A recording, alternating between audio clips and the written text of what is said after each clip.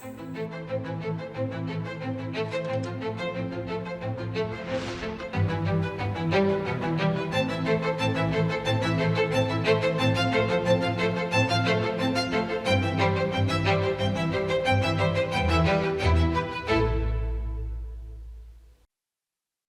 ಪ್ರೀತಿಯ ದೇಶವಾಸಿಗಳೇ, ನಮಸ್ಕಾರ.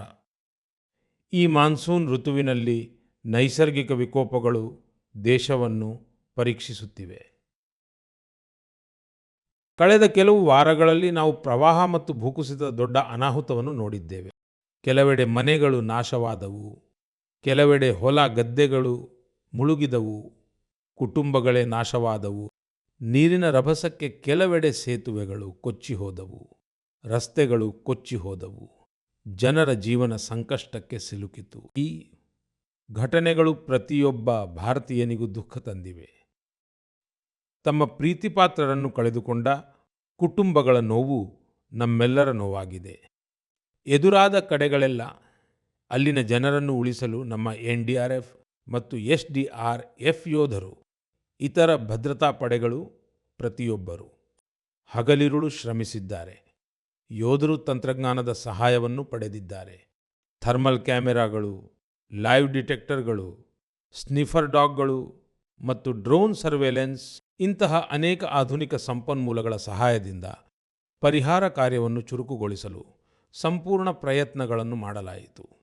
ಈ ಸಮಯದಲ್ಲಿ ಹೆಲಿಕಾಪ್ಟರ್ ಮೂಲಕ ಪರಿಹಾರ ಸಾಮಗ್ರಿಗಳನ್ನು ತಲುಪಿಸಲಾಯಿತು. ಗಾಯಾಳುಗಳನ್ನು ಏರ್ಲಿಫ್ಟ್ ಮಾಡಲಾಯಿತು. ವಿಪತ್ತಿನ ಸಮಯದಲ್ಲಿ ಸೇನೆಯು ಓರ್ವ ಸಹಾಯಕನಂತೆ ಮುಂದೆ ಬಂದಿತು. ಅಲ್ಲಿನ ಸ್ಥಳೀಯ ಜನರು, ಸಮಾಜ ಸೇವಕರು, ವೈದ್ಯರು, ಆಡಳಿತ ವ್ಯವಸ್ಥೆ ಹೀಗೆ ಈ ಸಂಕಷ್ಟದ ಸಮಯದಲ್ಲಿ ಎಲ್ಲರೂ ಸಾಧ್ಯವಿರುವ ಎಲ್ಲ ಪ್ರಯತ್ನಗಳನ್ನು ಮಾಡಿದರು. ಈ ಕಷ್ಟದ ಸಮಯದಲ್ಲಿ ಮಾನವೀಯತೆಯನ್ನು ಎಲ್ಲಕ್ಕಿಂತ ಮಿಗಿಲಾಗಿ ಇಟ್ಟುಕೊಂಡ ಪ್ರತಿಯೊಬ್ಬ ನಾಗರಿಕನಿಗೂ ನಾನು ಹೃತ್ಪೂರ್ವಕವಾಗಿ ಧನ್ಯವಾದ ಹೇಳುತ್ತೇನೆ. ನನ್ನ ಪ್ರೀತಿಯ ದೇಶವಾಸಿಗಳೇ, ಪ್ರವಾಹ ಮತ್ತು ಮಳೆಯ ಈ ವಿನಾಶದ ನಡುವೆಯೂ 2 ವಿಶೇಷ ಸಾಧನೆಗಳನ್ನು ಜಮ್ಮು ಮತ್ತು ಕಾಶ್ಮೀರವು ಸಾಧಿಸಿದೆ. ಇವುಗಳ ಬಗ್ಗೆ ಬಹಳಷ್ಟು ಜನರಿಗೆ ತಿಳಿದಿಲ್ಲ. ಆದರೆ ಆ ಸಾಧನೆಗಳ ಬಗ್ಗೆ ತಿಳಿದಾಗ ನಿಮಗೆ ಬಹಳ ಸಂತೋಷವಾಗುತ್ತದೆ. ಜಮ್ಮು ಮತ್ತು ಕಾಶ್ಮೀರದ ಪುಲ್ವಾಮಾದ ಒಂದು ಕ್ರೀಡಾಂಗಣದಲ್ಲಿ ದಾಖಲೆ ಸಂಖ್ಯೆಯಲ್ಲಿ ಜನರು ಸೇರಿದ್ದರು. ಇಲ್ಲಿ ಪುಲ್ವಾಮಾದ ಮೊದಲ ಡೇ ನೈಟ್ ಕ್ರಿಕೆಟ್ ಪಂದ್ಯ ನಡೆಯಿತು. ಹಿಂದೆ ಇದು ಅಸಾಧ್ಯವಾಗಿತ್ತು. ಆದರೆ ಈಗ ನನ್ನ ದೇಶ ಬದಲಾಗುತ್ತಿದೆ. ಈ ಪಂದ್ಯವು ರಾಯಲ್ ಪ್ರೀಮಿಯರ್ ಲೀಗ್ನ ಭಾಗವಾಗಿದೆ. ಇದರಲ್ಲಿ ಜಮ್ಮು ಮತ್ತು ಕಾಶ್ಮೀರದ ವಿವಿಧ ತಂಡಗಳು ಆಡುತ್ತಿವೆ.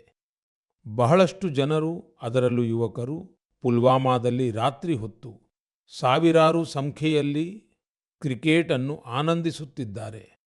ಈ ದೃಶ್ಯ ನಿಜಕ್ಕೂ ಕಣ್ಮನ ಸೆಳೆಯಿತು. ಸ್ನೇಹಿತರೆ, ಗಮನ ಸೆಳೆದ 2ನೇ ಆಯೋಜನೆ ಎಂದರೆ ದೇಶದಲ್ಲಿ ನಡೆದ ಮೊದಲ ಖೇಲೋ ಇಂಡಿಯಾ ಜಲ ಕ್ರೀಡಾ ಉತ್ಸವ, ಮತ್ತು ಅದು ಕೂಡ ಶ್ರೀನಗರದ ದಾಲ್ ಸರೋವರದಲ್ಲಿ ನಡೆಯಿತು. ನಿಜವಾಗಿಯೂ ಇಂತಹ ಉತ್ಸವವನ್ನು ಆಯೋಜಿಸಲು ಇದು ಎಂತಹ ವಿಶೇಷ ಸ್ಥಳ. ಇದರ ಉದ್ದೇಶ ಜಮ್ಮು ಮತ್ತು ಕಾಶ್ಮೀರದಲ್ಲಿ ಜಲ ಕ್ರೀಡೆಗಳನ್ನು ಇನ್ನಷ್ಟು ಜನಪ್ರಿಯಗೊಳಿಸುವುದಾಗಿದೆ. ಭಾರತದಾದ್ಯಂತ 800ಕ್ಕೂ ಹೆಚ್ಚು ಕ್ರೀಡಾಪಟುಗಳು ಇದರಲ್ಲಿ ಭಾಗವಹಿಸಿದ್ದರು. ಮಹಿಳಾ ಕ್ರೀಡಾಪಟುಗಳು ಕೂಡ ಹಿಂದುಳಿದಿರಲಿಲ್ಲ. ಮಹಿಳೆಯರ ಭಾಗವಹಿಸುವಿಕೆಯು ಬಹುತೇಕ ಪುರುಷರಿಗೆ ಸಮಾನವಾಗಿತ್ತು. ಇದರಲ್ಲಿ ಭಾಗವಹಿಸಿದ ಎಲ್ಲ ಆಟಗಾರರಿಗೂ ನಾನು ಅಭಿನಂದನೆ ಸಲ್ಲಿಸಲು ಬಯಸುತ್ತೇನೆ. ಅತಿ ಹೆಚ್ಚು ಪದಕಗಳನ್ನು ಗೆದ್ದ ಮಧ್ಯಪ್ರದೇಶಕ್ಕೆ ವಿಶೇಷ ಅಭಿನಂದನೆಗಳು. ನಂತರದ ಸ್ಥಾನದಲ್ಲಿ ಹರಿಯಾಣ ಮತ್ತು ಒಡಿಶಾ ಇವೆ. ಜಮ್ಮು ಮತ್ತು ಕಾಶ್ಮೀರದ ಸರ್ಕಾರ ಮತ್ತು ಅಲ್ಲಿನ ಜನರ ಆತ್ಮೀಯತೆ ಮತ್ತು ಆತಿಥ್ಯವನ್ನು ನಾನು ಮನಸಾರೆ ಶ್ಲಾಘಿಸುತ್ತೇನೆ. ಸ್ನೇಹಿತರೆ, ಈ ಆಯೋಜನೆಗೆ ಸಂಬಂಧಿಸಿದ ಅನುಭವವನ್ನು ನಿಮ್ಮೊಂದಿಗೆ ಹಂಚಿಕೊಳ್ಳಲು ಇದರಲ್ಲಿ ಭಾಗವಹಿಸಿದ 2 ಆಟಗಾರರೊಂದಿಗೆ ಮಾತನಾಡಲು ನಾನು ಯೋಚಿಸಿದೆ. ಅವರಲ್ಲಿ ಒಬ್ಬರು ಒಡಿಶಾದ ರಶ್ಮಿತಾ ಸಾಹು ಮತ್ತು ಇನ್ನೊಬ್ಬರು ಶ್ರೀನಗರದ ಮೊಹ್ಸಿನ್ ಅಲಿ. ಅವರು ಏನು ಹೇಳುತ್ತಾರೆಂದು ಕೇಳೋಣ.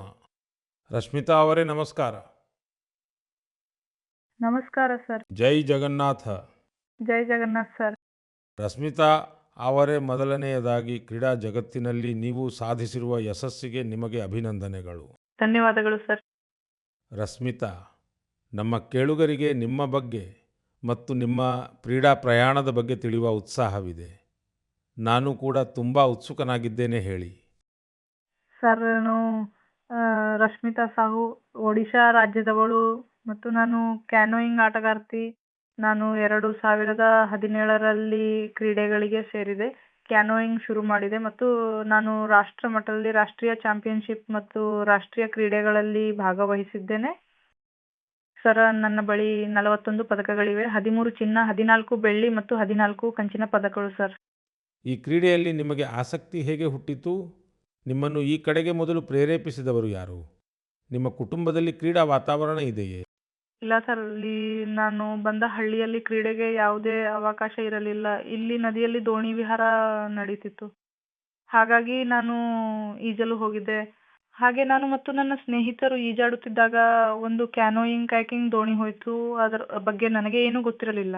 ಆಗ ನಾನು ನನ್ನ ಸ್ನೇಹಿತೆಯನ್ನು ಕೇಳಿದೆ ಇದೇನು ಅಂತ. ಆಗ ನನ್ನ ಸ್ನೇಹಿತೆ ಹೇಳಿದಳು, ಜಗತ್ಪುರದಲ್ಲಿ ಸ್ಪೋರ್ಟ್ಸ್ ಸೆಂಟರ್ ಇದೆ, ಅಲ್ಲಿ ಆಟಗಳನ್ನು ಆಡಿಸ್ತಾರೆ, ನಾನು ಅಲ್ಲಿಗೆ ಹೋಗ್ತಿದ್ದೀನಿ ಅಂತ.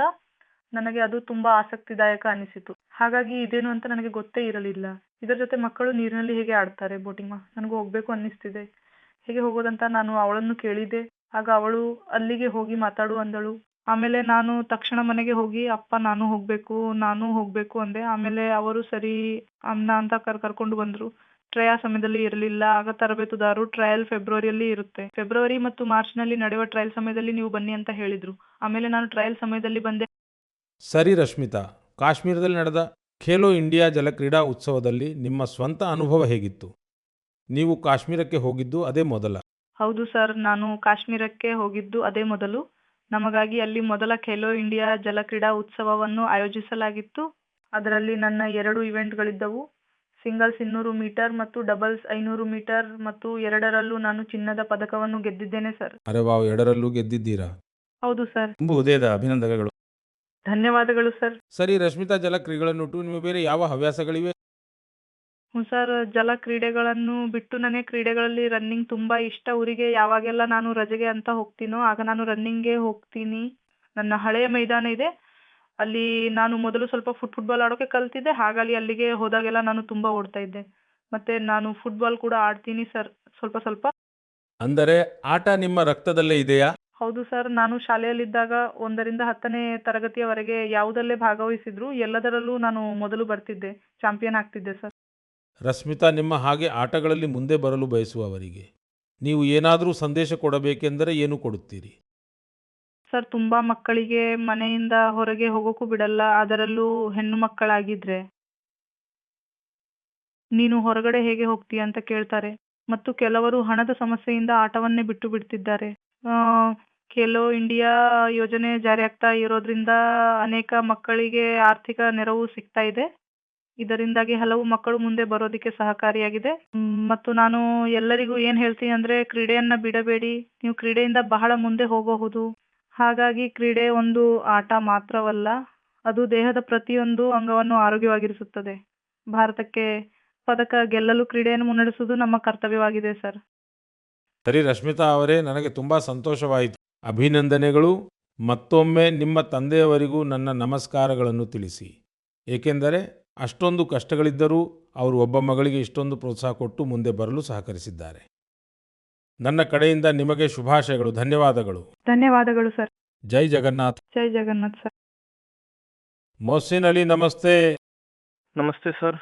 ಮೊಹಸಿನ್ ಅವರೇ, ನಿಮಗೆ ಅಭಿನಂದನೆಗಳು ಮತ್ತು ನಿಮ್ಮ ಉಜ್ವಲ ಭವಿಷ್ಯಕ್ಕೆ ಶುಭಾಶಯಗಳು. ಧನ್ಯವಾದಗಳು ಸರ್. ಮೊಹಸಿನ್, ಮೊದಲ ಖೇಲೋ ಇಂಡಿಯಾ ಜಲಕ್ರೀಡಾ ಉತ್ಸವದಲ್ಲಿ ಮೊಟ್ಟಮೊದಲ ಚಿನ್ನದ ಪದಕವನ್ನು ಗೆದ್ದವರು ನೀವೇ. ನಿಮಗೆ ಹೇಗನ್ನಿಸ್ತು? ಸರ್, ನನಗೆ ತುಂಬ ಖುಷಿಯಾಗಿದೆ. ಕಾಶ್ಮೀರದಲ್ಲಿ ಮೊದಲ ಬಾರಿಗೆ ನಡೆದ ಖೇಲೋ ಇಂಡಿಯಾದಲ್ಲಿ ನಾನು ಚಿನ್ನದ ಪದಕವನ್ನು ಗೆದ್ದಿದ್ದೇನೆ. ಜನರು ಏನು ಹೇಳುತ್ತಿದ್ದಾರೆ? ದೊಡ್ಡ ಸಡಗರ ಇದೆ ಸರ್. ಇಡೀ ಕುಟುಂಬ ಖುಷಿಯಾಗಿದೆ. ನಿಮ್ಮ ಶಾಲೆಯವರು ಕೂಡ ಖುಷಿಯಾಗಿದ್ದಾರೆ. ಕಾಶ್ಮೀರದಲ್ಲಿ ಎಲ್ಲರೂ ನೀನು ಚಿನ್ನದ ಪದಕ ವಿಜೇತ ಅಂತ ಹೇಳ್ತಾರೆ. ಹಾಗಾದರೆ ನೀವು ಈಗ ದೊಡ್ಡ ಸೆಲೆಬ್ರಿಟಿ ಆಗಿಬಿಟ್ಟಿದ್ದೀರಿ. ಹೌದು ಸರ್. ಸರಿ, ಜಲಕ್ರೀಡೆಗಳಲ್ಲಿ ನಿಮಗೆ ಆಸಕ್ತಿ ಹೇಗೆ ಬಂತು ಮತ್ತು ಇದರಿಂದ ನಿಮಗೆ ಏನು ಪ್ರಯೋಜನ ಆಗ್ತಾ ಇದೆ? ಮೊದಲಿಗೆ ನಾನು ನನ್ನ ಬಾಲ್ಯದಲ್ಲಿ ದಾಲ್ ಸರೋವರದಲ್ಲಿ ದೋಣಿ ಹೋಗುವುದನ್ನು ನೋಡಿದೆ. ಆಗಪ್ಪ, ನಿನಗೂ ಆ ರೀತಿ ಹೋಗೋ ಆಸೆ ಇದೆಯಾ ಅಂತ ಕೇಳಿದರು. ನಾನು ಹೌದು, ನನಗೂ ಆಸಕ್ತಿ ಇದೆ ಎಂದೆ.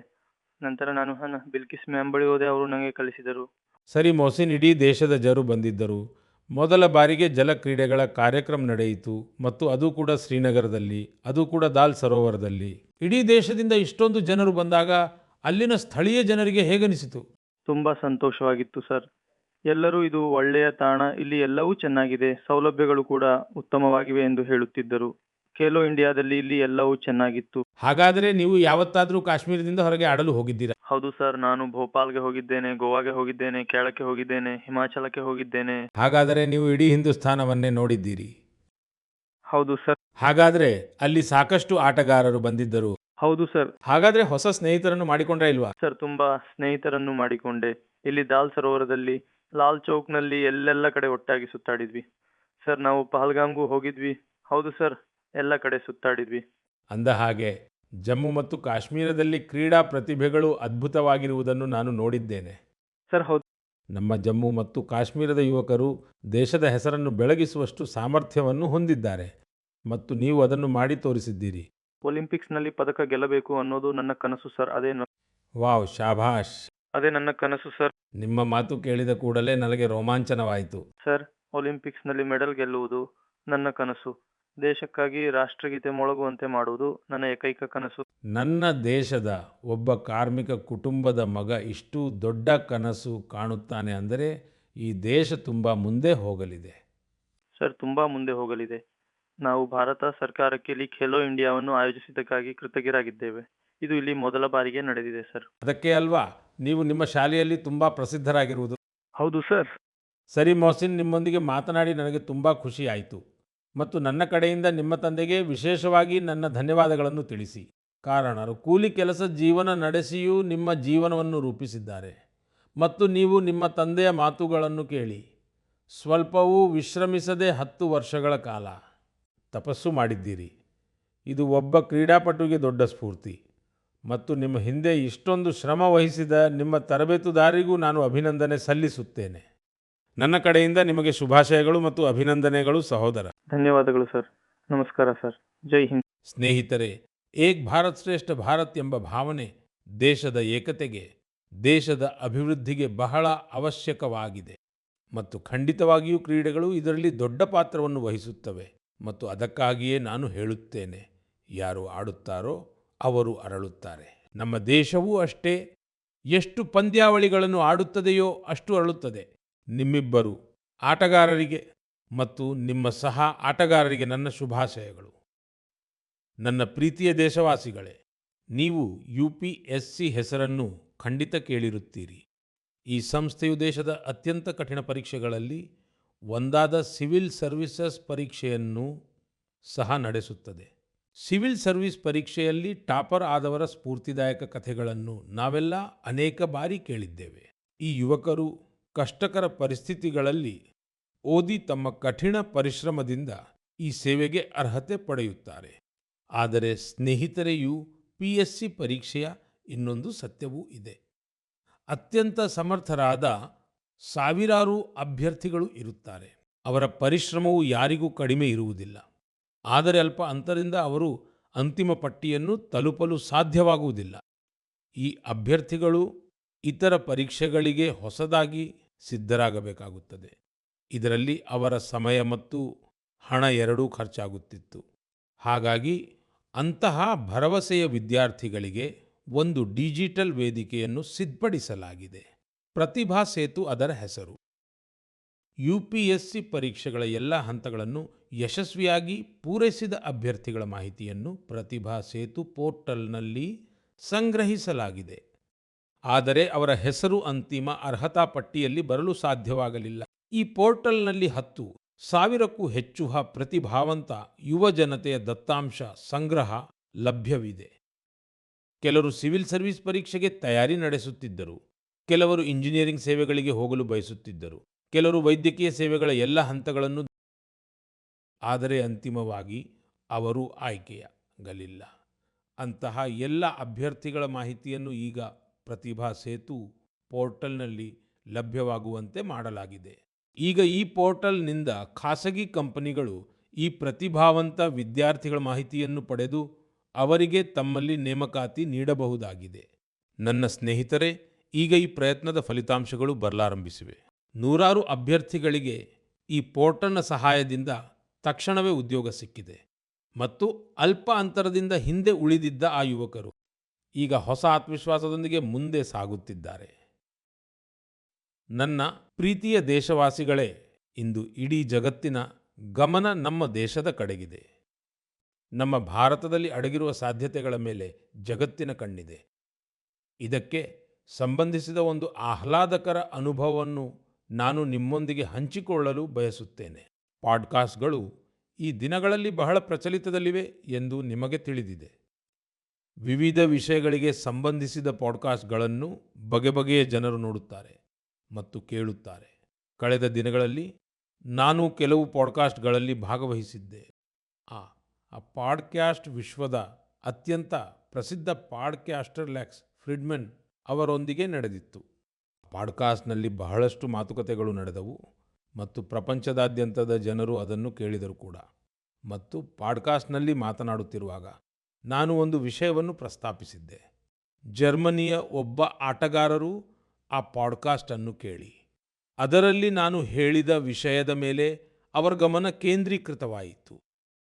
ಅವರು ಆ ವಿಷಯದೊಂದಿಗೆ ಎಷ್ಟು ಕನೆಕ್ಟ್ ಆದರು ಅಂದರೆ, ಮೊದಲು ಅವರು ಆ ವಿಷಯದ ಮೇಲೆ ಸಂಶೋಧನೆ ನಡೆಸಿ ನಂತರ ಜರ್ಮನಿಯ ಭಾರತೀಯ ರಾಯಭಾರ ಕಚೇರಿಯನ್ನು ಸಂಪರ್ಕಿಸಿದರು ಮತ್ತು ಆ ವಿಷಯದ ಬಗ್ಗೆ ಭಾರತದೊಂದಿಗೆ ಸಂಪರ್ಕ ಸಾಧಿಸಲು ಬಯಸುವುದಾಗಿ ಪತ್ರ ಬರೆದರು. ಪಾಡ್ಕಾಸ್ಟ್ನಲ್ಲಿ ಮೋದಿಜಿಯಂತಹ ಯಾವ ವಿಷಯವನ್ನು ಹೇಳಿದರು, ಅದು ಜರ್ಮನಿಯ ಓರ್ವ ಆಟಗಾರನನ್ನು ಹೇಗೆ ಪ್ರೇರೇಪಿಸಿರಬಹುದು ಮತ್ತು ಆ ವಿಷಯ ಏನಾಗಿತ್ತು ಅಂತ ನೀವು ಯೋಚಿಸುತ್ತಿರಬಹುದು. ನಾನು ನಿಮಗೆ ನೆನಪಿಸುತ್ತೇನೆ, ನಾನು ಪಾಡ್ಕಾಸ್ಟ್ನಲ್ಲಿ ಮಾತನಾಡುವಾಗ ಮಧ್ಯಪ್ರದೇಶದ ಶಹಡೋಲ್ನ ಫುಟ್ಬಾಲ್ ಕ್ರೇಜ್ಗೆ ಸಂಬಂಧಿಸಿದ ಒಂದು ಹಳ್ಳಿಯ ಬಗ್ಗೆ ವಿವರಿಸಿದ್ದೆ. ನಿಜ ಹೇಳಬೇಕೆಂದರೆ 2 ವರ್ಷಗಳ ಹಿಂದೆ ನಾನು ಶಹಡೋಲ್ಗೆ ಹೋಗಿದ್ದೆ. ಅಲ್ಲಿನ ಫುಟ್ಬಾಲ್ ಪ್ಲೇಯರ್ಸನ್ನು ಭೇಟಿಯಾಗಿದ್ದೆ. ಪಾಡ್ಕಾಸ್ಟ್ ಸಮಯದಲ್ಲಿ ಒಂದು ಪ್ರಶ್ನೆಗೆ ಉತ್ತರವಾಗಿ ನಾನು ಶಹಡೋಲ್ನ ಫುಟ್ಬಾಲ್ ಆಟಗಾರರ ಬಗ್ಗೆಯೂ ಪ್ರಸ್ತಾಪಿಸಿದ್ದೆ. ಇದೇ ಮಾತನ್ನು ಜರ್ಮನಿಯ ಫುಟ್ಬಾಲ್ ಆಟಗಾರ ಮತ್ತು ಕೋಚ್ ಡಿಯೆಟ್ಮಾರ್ ಬಿಯರ್ಸ್ಡಾರ್ಫರ್ ಅವರು ಕೇಳಿದರು. ಶಹಡೋಲ್ನ ಯುವ ಫುಟ್ಬಾಲ್ ಆಟಗಾರರ ಜೀವನ ಪ್ರಯಾಣವು ಅವರನ್ನು ಬಹಳವಾಗಿ ಪ್ರಭಾವಿಸಿತು ಮತ್ತು ಪ್ರೇರೇಪಿಸಿತು. ನಿಜವಾಗಿಯೂ ಇತರ ದೇಶಗಳ ಗಮನವನ್ನು ಅಲ್ಲಿನ ಪ್ರತಿಭಾವಂತ ಫುಟ್ಬಾಲ್ ಆಟಗಾರರು ಸೆಳೆಯುತ್ತಾರೆ ಎಂದು ಯಾರೂ ಊಹಿಸಿರಲಿಲ್ಲ. ಈಗ ಜರ್ಮನಿಯ ಈ ಕೋಚ್ ಶಹಡೋಲ್ನ ಕೆಲವು ಆಟಗಾರರಿಗೆ ಜರ್ಮನಿಯ ಒಂದು ಅಕಾಡೆಮಿಯಲ್ಲಿ ತರಬೇತಿ ನೀಡಲು ಪ್ರಸ್ತಾಪಿಸಿದ್ದಾರೆ. ಇದಾದ ನಂತರ ಮಧ್ಯಪ್ರದೇಶ ಸರ್ಕಾರವು ಅವರನ್ನು ಸಂಪರ್ಕಿಸಿದೆ. ಶೀಘ್ರದಲ್ಲೇ ಶಹಡೋಲ್ನ ನಮ್ಮ ಕೆಲವು ಯುವ ಸ್ನೇಹಿತರು ತರಬೇತಿಗಾಗಿ ಜರ್ಮನಿಗೆ ಹೋಗಲಿದ್ದಾರೆ. ಫುಟ್ಬಾಲ್ನ ಜನಪ್ರಿಯತೆ ಭಾರತದಲ್ಲಿ ನಿರಂತರವಾಗಿ ಹೆಚ್ಚುತ್ತಿರುವುದನ್ನು ನೋಡಿ ನನಗೂ ತುಂಬ ಸಂತೋಷವಾಗುತ್ತಿದೆ. ಫುಟ್ಬಾಲ್ ಪ್ರೇಮಿಗಳು ಸಮಯ ಸಿಕ್ಕಾಗ ಖಂಡಿತವಾಗಿಯೂ ಶಹಡೋಲ್ಗೆ ಭೇಟಿ ನೀಡಿ ಅಲ್ಲಿ ನಡೆಯುತ್ತಿರುವ ಕ್ರೀಡಾಕ್ರಾಂತಿಯನ್ನು ಹತ್ತಿರದಿಂದ ನೋಡಬೇಕೆಂದು ನಾನು ಮನವಿ ಮಾಡುತ್ತೇನೆ. ನನ್ನ ಪ್ರೀತಿಯ ದೇಶವಾಸಿಗಳೇ, ಸೂರತ್ನ ನಿವಾಸಿ ಜಿತೇಂದ್ರ ಸಿಂಗ್ ರಾಥೋಡ್ ಅವರ ಬಗ್ಗೆ ತಿಳಿದು ನಿಮಗೆ ತುಂಬ ಸಂತೋಷವಾಗುತ್ತದೆ. ನಿಮ್ಮ ಮನಸ್ಸಿನಲ್ಲಿ ಹೆಮ್ಮೆಯ ಭಾವ ಮೂಡುತ್ತದೆ. ಅವ್ವ ಭದ್ರತಾ ಸಿಬ್ಬಂದಿಯಾದ ಜಿತೇಂದ್ರ ಸಿಂಗ್ ರಾಥೋಡ್ ಅವರು ಅಂತಹ ಒಂದು ಅದ್ಭುತ ಉಪಕ್ರಮವನ್ನು ಕೈಗೊಂಡಿದ್ದಾರೆ. ಇದು ಪ್ರತಿಯೊಬ್ಬ ದೇಶಭಕ್ತನಿಗೂ ಒಂದು ದೊಡ್ಡ ಸ್ಫೂರ್ತಿಯಾಗಿದೆ. ಕಳೆದ ಕೆಲವು ವರ್ಷಗಳಿಂದ ಅವರು ಮಾತೃಭೂಮಿ ರಕ್ಷಣೆಗಾಗಿ ಪ್ರಾಣ ತ್ಯಾಗ ಮಾಡಿದ ಎಲ್ಲ ಸೈನಿಕರ ಬಗ್ಗೆ ಮಾಹಿತಿ ಸಂಗ್ರಹಿಸುತ್ತಿದ್ದಾರೆ. ಮೌಜೂದಾ ಅವರ ಬಳಿ ಇಂದು ಮೊದಲನೇ ಮಹಾಯುದ್ಧದಿಂದ ಹಿಡಿದು ಇಲ್ಲಿಯವರೆಗೂ ಹುತಾತ್ಮರಾದ ಸಾವಿರಾರು ವೀರ ಯೋಧರ ಬಗ್ಗೆ ಮಾಹಿತಿ ಲಭ್ಯವಿದೆ. ಹಾಗೆಯೇ ಅವರ ಬಳಿ ಹುತಾತ್ಮರ ಸಾವಿರಾರು ಚಿತ್ರಗಳು ಇವೆ. ಒಮ್ಮೆ ಒಬ್ಬ ಹುತಾತ್ಮ ಯೋಧನ ತಂದೆ ಹೇಳಿದ ಮಾತುಗಳು ಅವರ ಹೃದಯವನ್ನು ಮುಟ್ಟಿದವು. ಆ ಹುತಾತ್ಮ ಯೋಧನ ತಂದೆ ಹೇಳಿದ್ದರು, ಮಗ ಹೋದರೆ ಏನಾಯಿತು, ದೇಶ ಸುರಕ್ಷಿತವಾಗಿದೆ ಅಲ್ಲವೇ? ಈ ಒಂದು ಮಾತು ಜಿತೇಂದ್ರ ಸಿಂಗ್ ಜಿ ಅವರ ಮನಸ್ಸಿನಲ್ಲಿ ದೇಶಭಕ್ತಿಯ ಅದ್ಭುತವಾದ ಉತ್ಸಾಹವನ್ನು ತುಂಬಿತು. ಇಂದು ಅವರು ಅನೇಕ ಹುತಾತ್ಮರ ಕುಟುಂಬಗಳ ಸಂಪರ್ಕದಲ್ಲಿದ್ದಾರೆ. ಅವರು ಸುಮಾರು 2,500 ಹುತಾತ್ಮರ ತಂದೆ ತಾಯಿಯರ ಪಾದದ ಮಣ್ಣನ್ನು ಸಹ ತಮ್ಮ ಬಳಿ ತಂದಿಟ್ಟುಕೊಂಡಿದ್ದಾರೆ. ಇದು ಸಶಸ್ತ್ರ ಪಡೆಗಳ ಬಗ್ಗೆ ಅವರಿಗಿರುವ ಆಳವಾದ ಪ್ರೀತಿ ಮತ್ತು ಬಾಂಧವ್ಯಕ್ಕೆ ಜೀವಂತ ಉದಾಹರಣೆಯಾಗಿದೆ. ಜಿತೇಂದ್ರ ಜಿ ಅವರ ಜೀವನವು ನಮಗೆ ದೇಶಭಕ್ತಿಯ ನಿಜವಾದ ಪಾಠವನ್ನು ಕಲಿಸುತ್ತದೆ. ಪ್ರೀತಿಯ ದೇಶವಾಸಿಗಳೇ, ಇತ್ತೀಚಿನ ದಿನಗಳಲ್ಲಿ ನೀವು ನೋಡಿರಬಹುದು, ಸಾಮಾನ್ಯವಾಗಿ ಮನೆಗಳ ಛಾವಣಿಗಳ ಮೇಲೆ, ದೊಡ್ಡ ಕಟ್ಟಡಗಳ ಮೇಲೆ, ಸರ್ಕಾರಿ ಕಚೇರಿಗಳಲ್ಲಿ ಸೋಲಾರ್ ಪ್ಯಾನೆಲ್ಗಳು ಹೊಳೆಯುತ್ತಿರುವುದನ್ನು ಕಾಣಬಹುದು. ಜನರು ಈಗ ಇದರ ಮಹತ್ವವನ್ನು ಅರ್ಥ ಮಾಡಿಕೊಳ್ಳುತ್ತಿದ್ದಾರೆ ಮತ್ತು ಮುಕ್ತ ಮನಸ್ಸಿನಿಂದ ಅಳವಡಿಸಿಕೊಳ್ಳುತ್ತಿದ್ದಾರೆ. ನಮ್ಮ ದೇಶದ ಮೇಲೆ ಸೂರ್ಯದೇವನ ಕೃಪೆ ಎಷ್ಟಿದೆ ಎಂದರೆ, ಆತನು ನೀಡಿದ ಆ ಶಕ್ತಿಯನ್ನು ನಾವು ಏಕೆ ಪೂರ್ಣವಾಗಿ ಬಳಸಿಕೊಳ್ಳಬಾರದು? ಸ್ನೇಹಿತರೇ, ಸೌರಶಕ್ತಿಯಿಂದ ರೈತರ ಜೀವನವೂ ಬದಲಾಗುತ್ತಿದೆ. ಅದೇ ಹೊಲ, ಅದೇ ಶ್ರಮ, ಅದೇ ರೈತ. ಆದರೆ ಈಗ ಶ್ರಮದ ಫಲವೂ ಹೆಚ್ಚು ಸಿಗುತ್ತಿದೆ. ಈ ಬದಲಾವಣೆ ಸೋಲಾರ್ ಪಂಪ್ ಮತ್ತು ಸೋಲಾರ್ ರೈಸ್ ಮಿಲ್ಗಳಿಂದ ಬರುತ್ತಿದೆ. ಇಂದು ದೇಶದ ಅನೇಕ ರಾಜ್ಯಗಳಲ್ಲಿ ನೂರಾರು ಸೋಲಾರ್ ರೈಸ್ ಮಿಲ್ಗಳನ್ನು ಸ್ಥಾಪಿಸಲಾಗಿದೆ. ಈ ಸೋಲಾರ್ ರೈಸ್ ಮಿಲ್ಗಳು ರೈತರ ಆದಾಯದ ಜೊತೆಗೆ ಅವರ ಮುಖದ ಹೊಳಪನ್ನು ಹೆಚ್ಚಿಸಿವೆ. ಸ್ನೇಹಿತರೆ, ಬಿಹಾರದ ದೇವಕಿ ಅವರು ಸೋಲಾರ್ ಪಂಪ್ನಿಂದ ಗ್ರಾಮದ ಅದೃಷ್ಟವನ್ನೇ ಬದಲಾಯಿಸಿದ್ದಾರೆ. ಮುಜಫರ್ಪುರದ ರತನ್ಪುರ ಗ್ರಾಮದ ನಿವಾಸಿಯಾದ ದೇವಕಿ ಅವರನ್ನು ಜನರು ಈಗ ಪ್ರೀತಿಯಿಂದ ಸೋಲಾರ್ ದೀದಿ ಎಂದು ಕರೆಯುತ್ತಾರೆ. ದೇವಕಿ ಅವರ ಜೀವನ ಸುಲಭವಾಗಿರಲಿಲ್ಲ. ಚಿಕ್ಕ ವಯಸ್ಸಿನಲ್ಲಿ ಮದುವೆಯಾಯಿತು.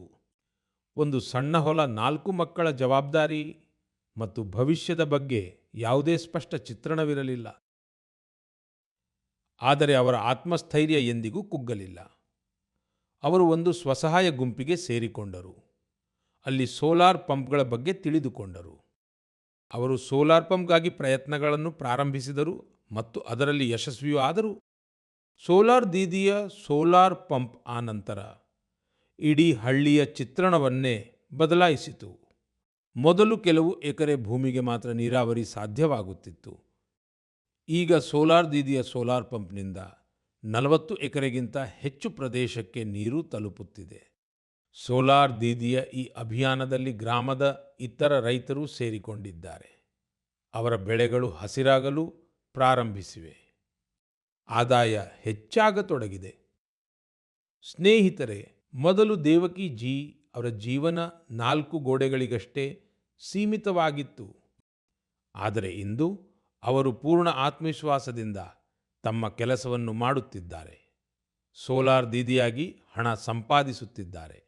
ಮತ್ತು ಅತ್ಯಂತ ಆಸಕ್ತಿದಾಯಕ ವಿಷಯವೆಂದರೆ, ಅವರು ತಮ್ಮ ಪ್ರದೇಶದ ರೈತಾಪಿ ಜನತೆಯಿಂದ UPI ಮೂಲಕ ಹಣ ತೆಗೆದುಕೊಳ್ಳುತ್ತಾರೆ. ಈಗ ಇಡೀ ಗ್ರಾಮದಲ್ಲಿ ಅವರನ್ನು ಬಹಳ ಗೌರವದಿಂದ ನೋಡಲಾಗುತ್ತಿದೆ.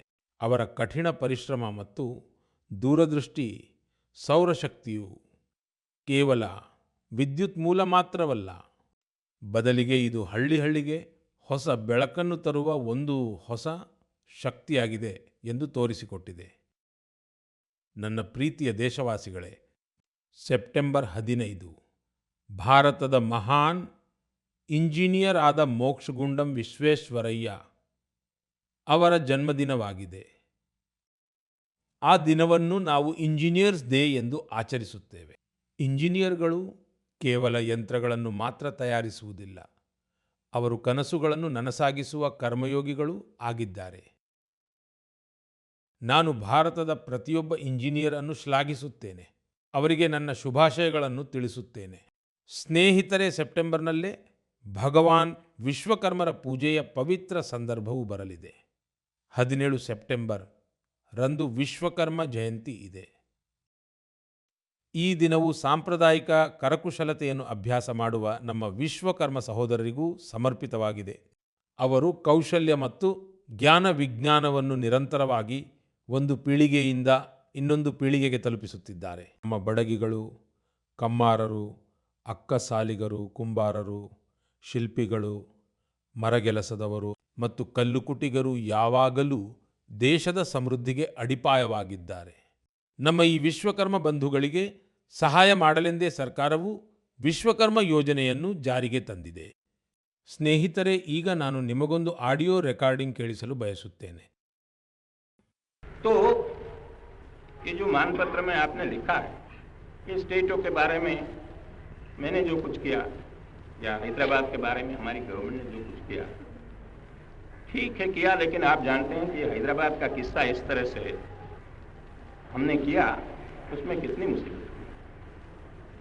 सब स्टेटों के साथ, सब प्रिंसेस के साथ हमने वायदा दिया था कि भाई कोई प्रिंस का, कोई राजा का हम अलग फैसला नहीं करेंगे, सबका एक ही साथ जैसे सबका होता है ऐसा उनका भी। लेकिन उनके लिए हमने वहां तक अलग समझौता किया। ವಲ್ಲಭಭಾಯಿ ಪಟೇಲ್ ಅವರ ಧ್ವನಿಯಾಗಿದೆ. ಹೈದರಾಬಾದ್ ಘಟನೆಗಳ ಕುರಿತ ಅವರ ಧ್ವನಿಯಲ್ಲಿನ ನೋವು ನಿಮಗೆ ಅರ್ಥವಾಗುತ್ತದೆ. ಮುಂದಿನ ತಿಂಗಳು ಸೆಪ್ಟೆಂಬರ್ನಲ್ಲಿ ನಾವು ಹೈದರಾಬಾದ್ ವಿಮೋಚನಾ ದಿನವನ್ನು ಆಚರಿಸಲಿದ್ದೇವೆ.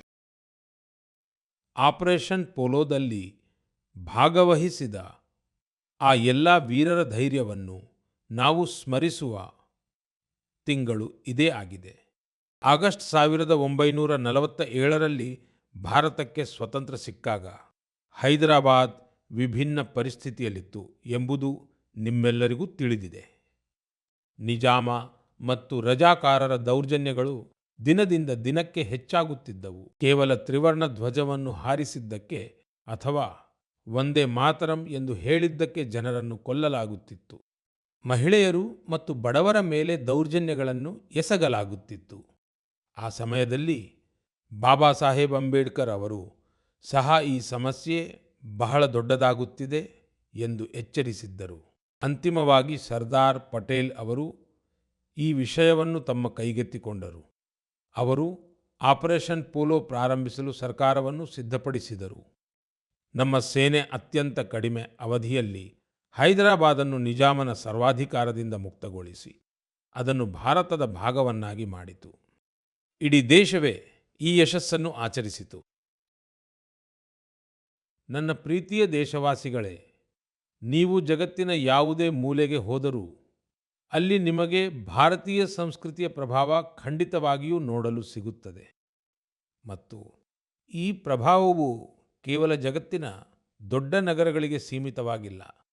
ಬದಲಿಗೆ ಇದನ್ನು ಸಣ್ಣ ಪಟ್ಟಣಗಳಲ್ಲಿಯೂ ಕಾಣಬಹುದು. ಇದೇ ರೀತಿಯ ಒಂದು ಪ್ರಸಂಗ ಇಟಲಿಯ ಕ್ಯಾಂಪ್ ರೊಟೊಂಡೋ ಎಂಬ ಸಣ್ಣ ಪಟ್ಟಣದಲ್ಲಿ ಕಂಡುಬಂದಿದೆ. ಇಲ್ಲಿ ಮಹರ್ಷಿ ವಾಲ್ಮೀಕಿ ಅವರ ಪ್ರತಿಮೆಯನ್ನು ಅನಾವರಣಗೊಳಿಸಲಾಯಿತು. ಈ ಕಾರ್ಯಕ್ರಮದಲ್ಲಿ ಸ್ಥಳೀಯ ಮೇಯರ್ ಸೇರಿದಂತೆ ಆ ಪ್ರದೇಶದ ಅನೇಕ ಪ್ರಮುಖ ವ್ಯಕ್ತಿಗಳು ಭಾಗವಹಿಸಿದ್ದರು. ಸ್ನೇಹಿತರೆ, ಕ್ಯಾಂಪ್ ರೊಟೊಂಡೋದಲ್ಲಿ ವಾಸಿಸುತ್ತಿರುವ ಭಾರತೀಯ ಮೂಲದ ಜನರು ಮಹರ್ಷಿ ವಾಲ್ಮೀಕಿ ಅವರ ಪ್ರತಿಮೆಯನ್ನು ಸ್ಥಾಪಿಸಿದ್ದರಿಂದ ಬಹಳ ಸಂತೋಷಗೊಂಡಿದ್ದಾರೆ. ಮಹರ್ಷಿ ವಾಲ್ಮೀಕಿಯವರ ಸಂದೇಶಗಳು ನಮ್ಮೆಲ್ಲರಿಗೂ ಬಹಳ ಸ್ಫೂರ್ತಿ ನೀಡುತ್ತವೆ. ಸ್ನೇಹಿತರೆ, ಈ ತಿಂಗಳ ಆರಂಭದಲ್ಲಿ ಕೆನಡಾದ ಮಿಸಿಸೌಗಾದಲ್ಲಿ ಪ್ರಭು ಶ್ರೀರಾಮನ 51 ಅಡಿ ಎತ್ತರದ ಪ್ರತಿಮೆಯನ್ನು ಅನಾವರಣಗೊಳಿಸಲಾಗಿದೆ. ಈ ಕಾರ್ಯಕ್ರಮದ ಬಗ್ಗೆ ಜನರಲ್ಲಿ ಬಹಳ ಉತ್ಸಾಹವಿತ್ತು. ಪ್ರಭು ಶ್ರೀರಾಮನ ಭವ್ಯ ಪ್ರತಿಮೆಯ ವಿಡಿಯೋಗಳನ್ನು ಸೋಷಿಯಲ್ ಮೀಡಿಯಾದಲ್ಲಿ ಬಹಳಷ್ಟು ಶೇರ್ ಮಾಡಲಾಯಿತು. ಸ್ನೇಹಿತರೆ, ರಾಮಾಯಣ ಮತ್ತು ಭಾರತೀಯ ಸಂಸ್ಕೃತಿ ಬಗೆಗಿನ ಈ ಪ್ರೀತಿ ಈಗ ಪ್ರಪಂಚದ ಮೂಲೆಮೂಲೆಗೂ ತಲುಪುತ್ತಿದೆ. ರಷ್ಯಾದಲ್ಲಿ ಒಂದು ಪ್ರಸಿದ್ಧ ಸ್ಥಳವಿದೆ, ವ್ಲಾಡಿವೋಸ್ಟಾಕ್. ಅನೇಕ ಜನರು ಇದನ್ನು ಒಂದು ಸ್ಥಳವೆಂದು ತಿಳಿದಿದ್ದಾರೆ. ಅಲ್ಲಿ ಚಳಿಗಾಲದಲ್ಲಿ ತಾಪಮಾನವು -20ರಿಂದ -30 ಡಿಗ್ರಿ ಸೆಲ್ಸಿಯಸ್ಗೆ ಇಳಿಯುತ್ತದೆ. ಈ ತಿಂಗಳು ವ್ಲಾಡಿವೋಸ್ಟಾಕ್ನಲ್ಲಿ ಒಂದು ಅನನ್ಯ ಪ್ರದರ್ಶನವನ್ನು ಆಯೋಜಿಸಲಾಗಿತ್ತು. ರಾಮಾಯಣದ ವಿವಿಧ ವಿಷಯಗಳ ಕುರಿತು ರಷ್ಯಾದ ಮಕ್ಕಳು ರಚಿಸಿದ ವರ್ಣಚಿತ್ರಗಳನ್ನು ಸಹ ಇಲ್ಲಿ ಪ್ರದರ್ಶಿಸಲಾಯಿತು. ಇಲ್ಲಿ ಒಂದು ಸ್ಪರ್ಧೆಯನ್ನು ಸಹ ಆಯೋಜಿಸಲಾಗಿತ್ತು. ಪ್ರಪಂಚದ ವಿವಿಧ ಭಾಗಗಳಲ್ಲಿ ಭಾರತೀಯ ಸಂಸ್ಕೃತಿಯ ಬಗ್ಗೆ ಹೆಚ್ಚುತ್ತಿರುವ ಅರಿವನ್ನು ನೋಡಿ ನಿಜವಾಗಿಯೂ ಬಹಳ ಸಂತೋಷವಾಗುತ್ತದೆ.